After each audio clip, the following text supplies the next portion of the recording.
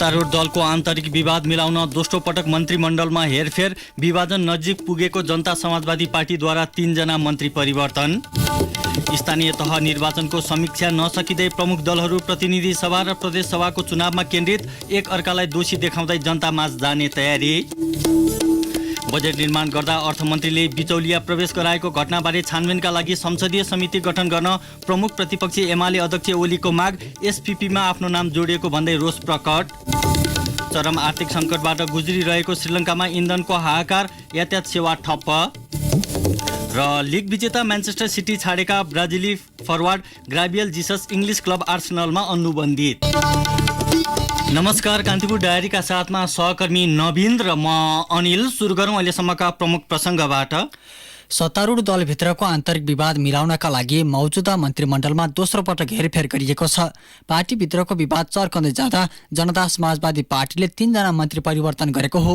पछिल्लो हेरफेरपछि जसपाबाट मोहम्मद इस्तियाक राईलाई भौतिक पूर्वाधार, प्रदीप यादवलाई वन र मृगेन्द्र कुमार सिंह यादवलाई कृषि मन्त्री बनाइएको छ। सो पार्टीले मन्त्री परिवर्तन गर्ने निर्णय गरेपछि प्रधानमन्त्री शेरबहादुर देउवाको सिफारिसमा राष्ट्रपति विद्यादेवी भण्डारीले मन्त्री परिषद हेरफेर गर्नुभएको हो।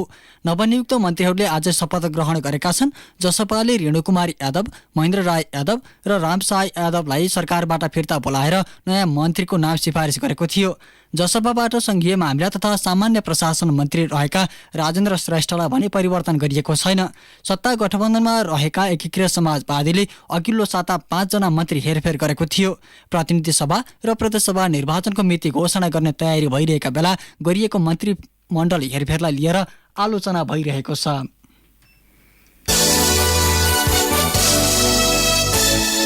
कान्तिपुर डायरीमा अब कान्तिपुर सविस्तारको पालो। कान्तिपुर सविस्तार। स्थानीय तह निर्वाचनको समीक्षासँगै यतिखेर प्रमुख दलहरू सङ्घ र प्रदेशको चुनावमा केन्द्रित भएका छन्। सरकारले सङ्घ र प्रदेश निर्वाचनको मिति तोक्ने तयारी गरिरहँदा दलहरू भने एक अर्कामाथि दोषारोपण गर्दै चुनावी अभियान थाल्ने कसरतमा छन्। सत्तारूढ गठबन्धनभित्रै नैतिकता र इमान्दारीको सवाल प्रदान हुन थाल्दा प्रमुख प्रतिपक्षी एमाले पार्टीमा अन्तर्घात गर्नेहरूको सूची लिएर बसेको छ। दलहरूको यस्तै रवैया र चरित्रले आगामी चुनावको परिणाम अपेक्षित हुनेमा शङ्का बढाएको छ। स्थानीय तह निर्वाचनमा दोस्रो स्थानमा खुम्चिनुलाई अन्तर्घातको लेप लगाएको प्रमुख प्रतिपक्षी दल नेकपा एमालेले अहिले अन्तर्घाती नेताहरूको लामै सूची तयार पारेको छ। एकातिर पार्टी विभाजन र अर्कोतर्फ आफूले इच्छाएका व्यक्तिले टिकट नपाएको भन्दै शीर्ष नेताहरूबाटै अन्तर्घात हुँदा अपेक्षा अनुसारको परिणाम हात पार्न नसकेको निष्कर्षमा एमाले पुगेको छ। उसले उपाध्यक्ष विष्णु पौडेलको संयोजकत्वमा 3 सदस्यीय कार्यदल नै गठन गरेर अन्तर्घात गर्ने नेता कार्यकर्तालाई कारबाहीको दायरामा ल्याउने तयारी गरेको हो। पार्टीलाई चौतर्फी घेराबन्दीमा पार्दै अपेक्षाकृत परिणामबाट वञ्चित बनाएको भन्दै साथै प्रदेशमा समीक्षात्मक प्रशिक्षण सञ्चालन गर्ने गरी वरिष्ठ उपाध्यक्ष र उपाध्यक्षलाई जिम्मेवारी तोकेको एमालेले संघ र प्रदेशको चुनावी रणनीति यस्तो बनाएको छ। पार्टीका उपमहासचिव तथा प्रचार विभाग प्रमुख पृथ्वी सुब्बा गुरुङ भन्छन्, नयाँ नयाँ कसरी चाहिँ स्ट्राटेजी कसरी आयो, तथा गठबन्धन उनीहरूले चाहिँ कुन कुन ठाउँमा चाहिँ कसरी कुन स्केलको धाँधली गरे, त्यसलाई चाहिँ त्यो फेरि पनि त्यस्तो गर्नु भने त्यसको प्रतिवाद कसरी गर्न, नयाँ चाहिँ टेक्निकहरू अप्नाउन सक्छौँ त्यसको चाहिँ प्रतिवाद कसरी गर्ने। अब यहाँ त चाहिँ तपाईँको धेरै एडभान्स टेक्नोलोजीको विकास भइरहेको छ, त्यसको प्रयोग भइरहेको चाहिँ कसरी प्रतिवाद गर्ने। यहाँ चाहिँ अहिले चाहिँ जसरी चुनावको परिणाम आयो त्यो चुनावको परिणाममा चाहिँ हामी पराजयको मनस्थिति बनाउनु भएन, किनभने हामी पराजय भएको होइन। हो त्यो कुरालाई चाहिँ तपाईँको मूल सन्देश त्यो बोकेर हामी अहिले पनि जे परिणाम आयो त्यो परिणामको पछाडि आन्तरिक जीवनको अर्थव्यवस्था गरेर पनि काम गरिरहेको छ। अराजकतालाई कसरी अन्त्य गर्ने, अनुशासनहीनतालाई कसरी तोड्ने, कसरी पार्टीभित्र विकृति विषय कसरी हटाउने भन्ने बारेमा पनि हाम्रो प्रश्नको कामहरू हुन्छ। पद र शक्तिको स्वार्थका कारण गठबन्धन भित्रका दलहरूले स्थानीय तह निर्वाचनमा इमान्दारिता प्रस्तुत गर्न नसकेको निष्कर्ष माओवादी केन्द्रको छ। कांग्रेसले अन्तर्घात गर्दा स्थानीय तहमा प्राप्त परिणाम आफू अनुकूल नभएको निष्कर्ष माओवादी केन्द्रले निकालेको छ। अब गम्भीर समीक्षा गर्दै अघि बढ्ने तयारी गरेको पार्टीका नेता देव गुरुङ भन्छन्, माओवादीलाई हराउनु पर्छ भन्ने चाहिँ छ। त्यो ठाउँमा चाहिँ त कांग्रेस एमाले लगायतका बीचमा नै बढी सहकार्य भयो। रोल्पा, रुकुम, जाजरकोट, कालीकोट लगायतका चाहिँ ठाउँहरूमा चाहिँ त चाहिँ अब बढीभन्दा बढी अर्कोतर्फ चाहिँ कोलिसन भयो, जबकि अर्कोतर्फ कोलिसन नगर्ने भन्ने कुरा त भएको थियो। त्यसले गर्दाखेरि चाहिँ त्यति धेरै उपलब्धिमूलक चाहिँ भएन। होइन, दोष र नदोषको प्रश्न भएन, यो त घटनाक्रमको रियालिटीमा के भयो भन्ने कुराको समीक्षाको पाटो भयो। स्थानीय तहमा प्राप्त मतलाई आशा अनुरूप भने पनि सत्तारूढ गठबन्धन भित्रको एक घटक एकीकृत समाजवादीले संघ र प्रदेशको चुनावमा सबै क्षेत्रबाट उम्मेद्वार उठाउने तयारी गरेको छ। गत मंगलबार र बुधबार 2 दिन काठमाडौँमा चलेको केन्द्रीय परिषदको बैठकमा वामपन्थी शक्तिलाई एकजुट हुन आग्रह गर्दै उसले आगामी चुनावका लागि उम्मेद्वार तयार गर्दैछ। एमालेबाट अलग भएको सो पार्टीलाई एक्लै चुनावमा उठ्न त्यति सहज भने छैन। पार्टी महासचिव बेदुराम भुसालले भने, गठबन्धन स्थानीय तहको निर्वाचनका सन्दर्भमा जसरी गर्न पर्ने थियो त्यसरी गर्न सकिएन। हाम्रो केही ठाउँमा पनि भावनात्मक रूपले जसरी त्यो मत प्रकट हुनुपर्ने थियो त्यस्तो चाहिँ अलि भएन। कमी कमजोरीहरू रहे। आउने दिनमा त्यस्ता कमी कमजोरीहरू रहन नदिने गरी जानुपर्छ भन्ने हो हाम्रो। यो कुनै असन्तुष्टिको कुरा पनि होइन, केही पनि, यो यथार्थ कुरा हो। सत्ता र गठबन्धनको नेतृत्व गरेको नेपाली कांग्रेसले स्थानीय तह निर्वाचनमा पनि नेतृत्व नै गर्ने सौभाग्य पायो। तर गठबन्धनको भावना विपरीत चुनावमा एकलौटी गरेको आरोप उसलाई छ। ती आरोपको खण्डन अहिले नै गर्नुपर्ने आवश्यकता पार्टी प्रवक्ता डाक्टर प्रकाश शरण महत ठान्दैनन्। पार्टीको केन्द्रीय कार्य समिति बैठकबाट संघ र प्रदेशको चुनावको रणनीतिका बारेमा ठोस निर्णय आउने उनले बताए। हाम्रो पार्टी र उहाँहरूको सोच्ने तरिका फरक छ। नेतृत्व तहमा अब अहिलेसम्मको समझदारी सँगसँगै जानुपर्छ, यो नतिजा चाहिँ सकारात्मक नै आएको छ भन्ने नै हो। होइन, अब ती कुराहरू त भोलि होला नि, त्यस्तो हिसाब किताब गर्ने भने हामीले पनि त्यो खाली बेहोर्या। त्यस कारण अब त्यसलाई खुट्याउने भन्दा पनि टोटालिटीमा के भयो भन्दाखेरि सबैले गेन गरेका छ भन्ने हाम्रो लागेको छ। एकअर्कालाई दोष लगाई आफू उम्किने प्रवृत्ति दलहरूको नयाँ होइन। पानीमाथिको ओभानो बन्ने नेताहरूको व्यवहार स्थानीय तह निर्वाचनमा पनि छताछुल्ल भयो। राजनीतिक विश्लेषक मुमाराम खनाल दलहरूले अरूलाई दोष लगाई आफूहरू पन्छिन खोज्नु प्रतिक्रियात्मक राजनीतिको उपज भएको ठान्छन्। उनले भने, जुनसुकै दल चाहे नेपाली कांग्रेस होला, एमाले होला अथवा माओवादी होला, सबैले चाहिँ आफ्नो कमजोरीलाई ढाकछोप गर्नका लागि अरूलाई चाहिँ दोषारोपण गर्नु उहाँहरूको प्रतिक्रियात्मक राजनीतिको उपज हो। यो अहिलेको कुरा मात्रै होइन, अझ अहिले चाहिँ यो स्थानीय तहको निर्वाचनपछि त्यो संघीय र प्रादेशिक निर्वाचनमा चाहिँ आफ्नो पक्षलाई चाहिँ बलियो देखाउनको लागि त्यो प्रतिक्रियाको राजनीतिलाई उहाँहरूले अझ बढी चाहिँ प्रयोग गरिरहनु भएको छ। राजनीतिमा जहिले पनि जितको बढी चर्चा हुने गर्छ। अझ कसरी जित्यो भन्दा पनि कसले जित्यो भन्नेले अर्थ राख्ने भएपछि जितका लागि अनेक तिकडम गर्नु पनि स्वाभाविक मानिने नै भयो। चुनावमा सिट जित्ने तर तालमेल गरेका पार्टीका कार्यकर्ताको मत र मन दुवै जित्न नसक्ने अवस्थाले स्थानीय चुनावमा तर्सिएका गठबन्धन आबद्ध दलहरूले संघीय र प्रादेशिक निर्वाचनमा कस्तो रणनीति अख्तियार गर्ने हुन् प्रतीक्षाकै विषय छ। रेडियो कान्तिपुरका लागि सन्तोष गन्धर्व। कान्तिपुर सविस्तार।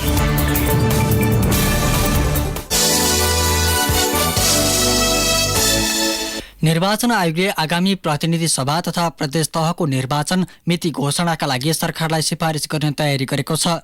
कार्तिक 30 गते वा मङ्सिर पहिलो साता एकै चरणमा निर्वाचन गर्न सकिने विकल्प सहित आयोगले निर्वाचनको मिति घोषणा गर्न सरकारलाई सिफारिस गर्ने तयारी गरेको हो। निर्वाचन मिति घोषणा र चुनावी कार्यतालिकाका लागि छलफलको तयारी भएको प्रमुख निर्वाचन आयुक्त दिनेश थपलियाले बताउनुभयो। चुनावको पर्याप्त तयारीका लागि 120 दिन अघि नै मिति घोषणा गर्नु आवश्यक रहेकाले केही दिन भित्रमा नै टुङ्गोमा पुग्नुपर्ने आयोगको भनाइ छ।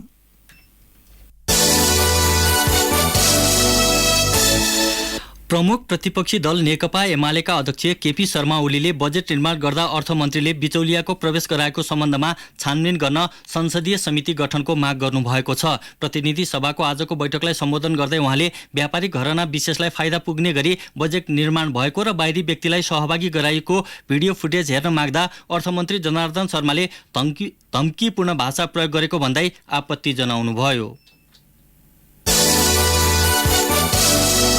बहुतै गम्भीरताका साथ यसको छानबिन समिति बनाएर छानबिन गरे। सत्य तथ्य छानबिन गरिनु पर्दछ। निष्पक्ष देखिने कमिटी बनाएर छानबिन गर्नु पर्दछ।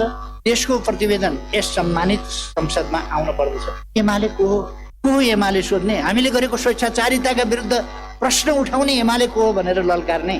त्यसकारण प्रश्न उठेको छ, त्यसको जवाफ सही सत्य तथ्य जवाफ समिति गठन गरेर छानबिन गरेर छानबिनको प्रतिवेदन सहित माननीय मन्त्रीहरूतिर जानु छ। प्रधानमन्त्रीजी के आचार हुनुभएको हो, केही गर्न नसक्ने अवस्थामा पुग्नु भएको हो। जे भए पनि कि गठबन्धन जोगाएपछि पुग्छ, देश बर्बाद होस्, जहाँसुकै पुगोस्, गठबन्धन माथि धरा पर्छ एउटा मन्त्री माथि प्रश्न उठ्दा।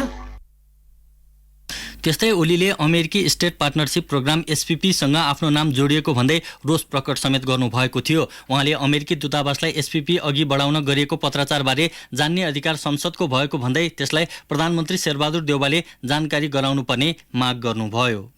कसको समयमा कसले निर्णय गर्यो, कसले अगाडि बढायो, कसको बीचमा सहमति भइराखेको छ, भित्रभित्र के भइराखेको छ, यस्ता विषयहरू भित्रभित्रका विषय हुन सक्दैनन्।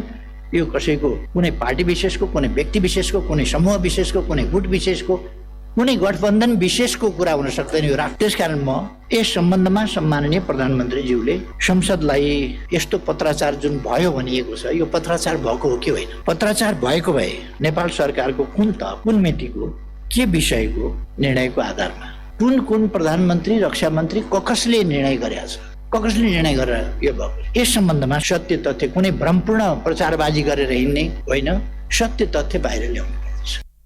प्रतिनिधि सभामा आफ्नो मन्तव्य राख्ने क्रममा पूर्व प्रधानमन्त्री ओलीले सरकार सञ्चालनमा अब अति भएको र आफू बोल्न बाध्य भएको उल्लेख गर्नुभयो।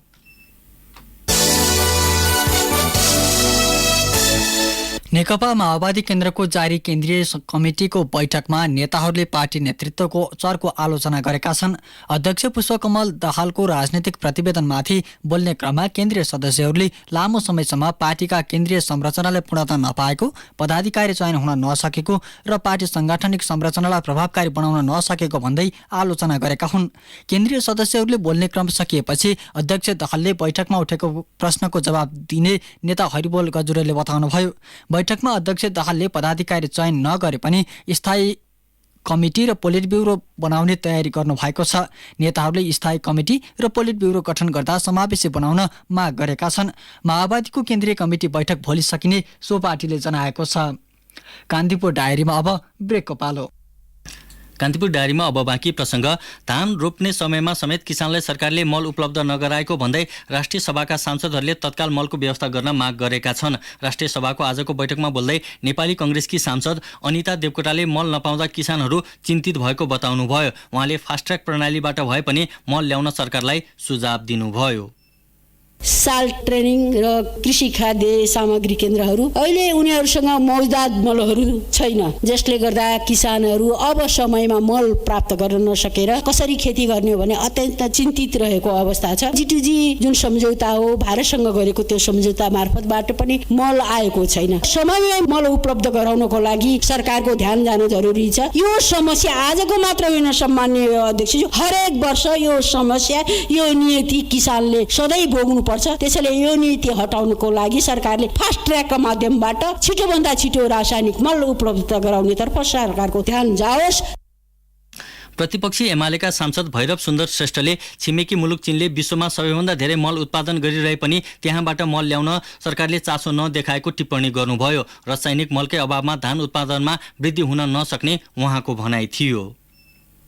चीनमा विश्वमा सबैभन्दा बढी मात्रामा रासायनिक मल उत्पादन गरिन्छ। चीन नेपाललाई हर हिसाबले सहयोग गर्न निम्ति तत्पर छ। अहिलेको सरकार चीनसँग वार्ता, संवाद, छलफल र नेपालको यो मागलाई पूरा गर्न निम्ति पहल क्रम लिँदैन। नेपालमा यसै पनि करिब 60,000 मेट्रिक टन धान हामीलाई चाहिन्छ, तर नेपालमा 48-50 हजार मेट्रिक टन भन्दा बढी धान उत्पादन चाहिँ हुँदैन। किन भन्दाखेरि हाम्रो माटोको उर्वरा शक्ति ह्रास चाहिँ भएको छ। रासायनिक मल समयमै नपाएको कारणले, बिउहरू पनि समयमा नपाएको कारणले गर्दाखेरि हाम्रो यहाँको माटोमा त्यो उत्पादन हुने कुरा चाहिँ कम चाहिँ भएको छ। यसतर्फ सरकार सोध्दै सोध्दैन। सत्तारूढ दल लोकतान्त्रिक समाजवादी पार्टीका सांसद शेखर कुमार सिंहले नेपाललाई कृषि प्रधान देश भनिए पनि धान रोप्ने समयमा मल नपाउनु दुःखद भएको टिप्पणी गर्नुभयो। उहाँले भन्नुभयो, यो कृषि प्रधान मुल्कमा किसानले खेती गरिराखेका बेलामा मल छैन। यो कृषि प्रधान मुल्क हो कि के मुल्क हो, एउटा नाम राखिदिए भए सजिलो हुन्थ्यो, हामी पनि त्यही नाम लिन्थ्यौँ। यो सरकारले यो मल कुन दिन दिने हो, कम्तीमा त्यो दिन भन्दिया भए, धेरै त नभए हामी पनि 5 किलो मल लिन जान्थ्यौँ कि।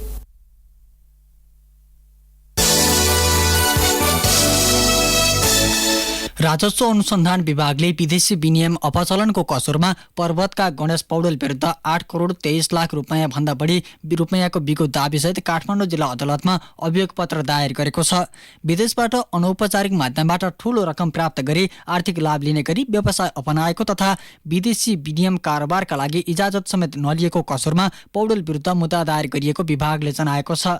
पर्वतको कुस्माका स्थायी बासिन्दा पौडेल हाल काठमाडौँको सामाखोसीमा बस्दै आएका छन्।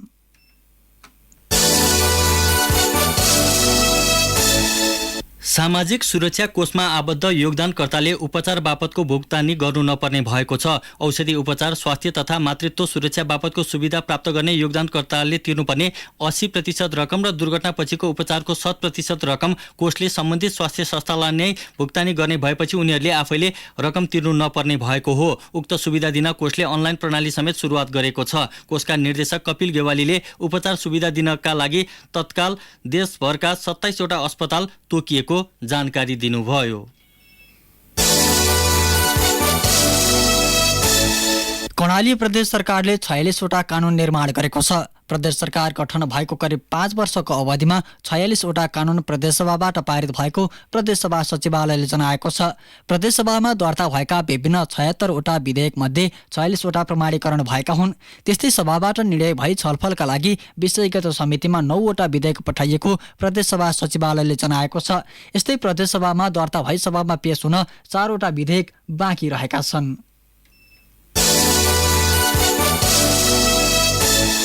कान्तिपुर डायरीमा अब धनकुटा डायरीको पालो।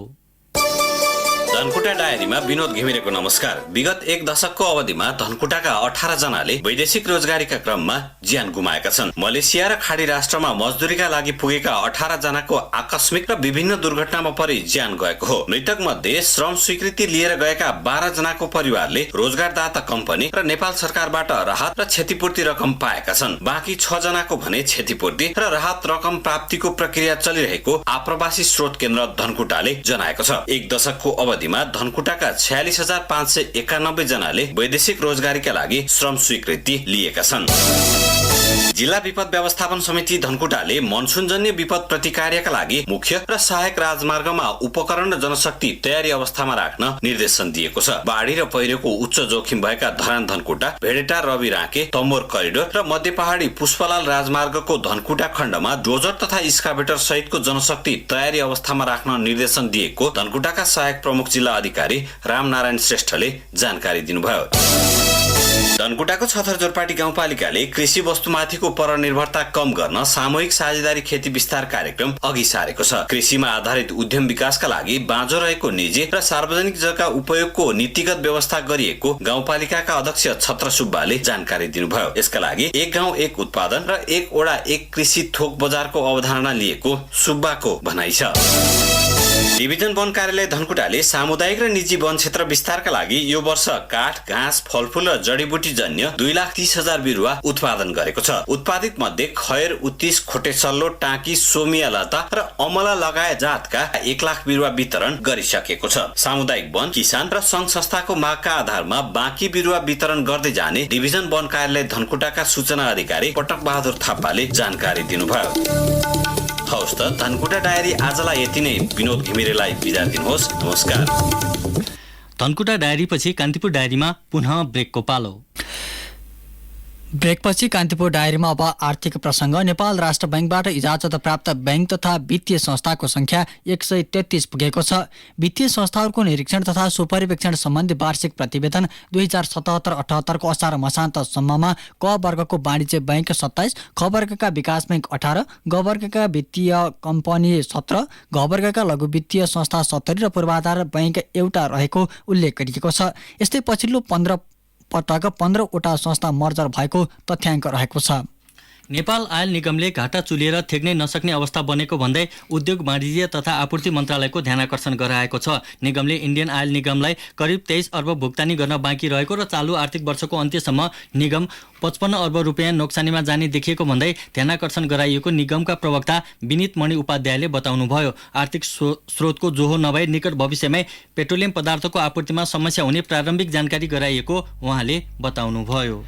तेह्रथुमलाई ढाका कपडाको राजधानी घोषणा गरिएको छ।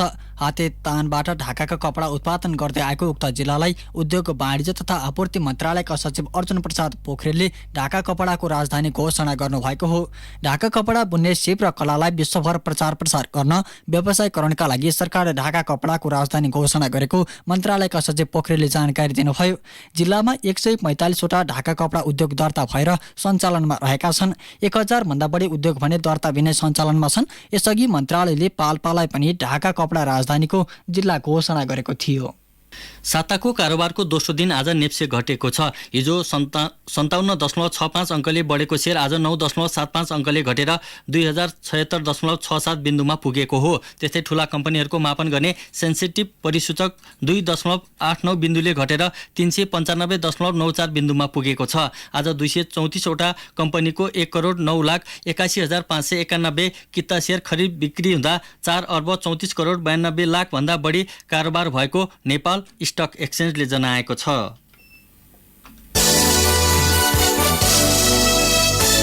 कान्तिपुर डायरीमा अब अन्तर्राष्ट्रिय प्रसङ्ग। श्रीलङ्कामा पेट्रोलियम पदार्थको हाहाकार भएको छ।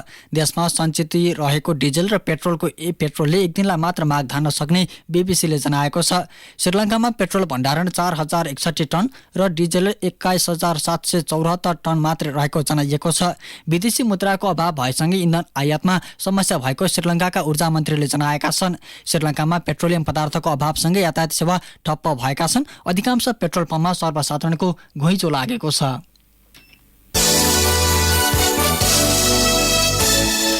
अस्ट्रेलियाको मुख्य शहर सिडनीमा भीषण बाढीका कारण 10,000 भन्दा बढी व्यक्ति विस्थापित भएका छन्। उनीहरूलाई सुरक्षित स्थानमा जान आग्रह गरिएको बीबीसीले जनाएको छ। सिडनीको पश्चिमी क्षेत्रमा 18वटा स्थानलाई खाली गर्न आग्रह गरिएको छ। बाढीले नदी तथा तटीय क्षेत्र कटान गर्दा आवत जावत नै प्रभावित भएको छ।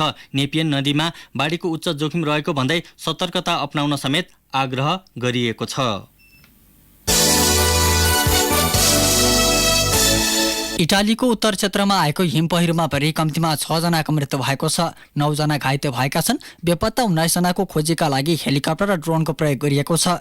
हिमनदी क्षेत्रको मौसमी प्रणाली द्रुत गतिमा परिवर्तन भइरहेको अन्तर्राष्ट्रिय सञ्चार माध्यमले जनाएका छन्। सो हिमनदीको तापक्रम 2 डिग्री सेल्सियस बढेको छ, जसलाई विश्वव्यापी तापक्रममा भएको वृद्धिको औसत दोब्बर मानिएको छ। कान्तिपुर डायरीमा अब खेल प्रसङ्ग। इङ्ग्लिस क्लब आर्सेनलले प्रिमियर लिग विजेता म्यान्चेस्टर सिटीका ब्राजिली फरवार्ड ग्राबियल जिससलाई अनुबन्धन गरेको छ। आर्सेनलले 4,50,00,000 पाउन्डमा जिससलाई भित्राएको हो। प्रशिक्षक मिकेल आर्टेटाले यो सिजन क्लब भित्राएका जिसस चौथो खेलाडी हुन्। यसअघि मिडफिल्डर फाबियो भिएरा, गोलरक्षक म्याट टर्नर र ब्राजिली स्ट्राइकर मार्किनोस आर्सेनलसँग अनुबन्धन भइसकेका छन्। प्रशिक्षक आर्टेटाले जिससको आगमनले आफू उत्साहित भएको प्रतिक्रिया दिएका छन्। आर्सेनलमा 9 नम्बरको जर्सी लगाउने जिससले सिटीमा 5.5 वर्ष बिताएका थिए। उनले सो अवधिमा 236वटा म्याच खेल्दै 95 गोल गरेका छन्। सिटीमा रहँदा जिससले 4वटा लिग टाइटल, 3 लिग कप र एफए कपको उपाधि उचालिसकेका छन्।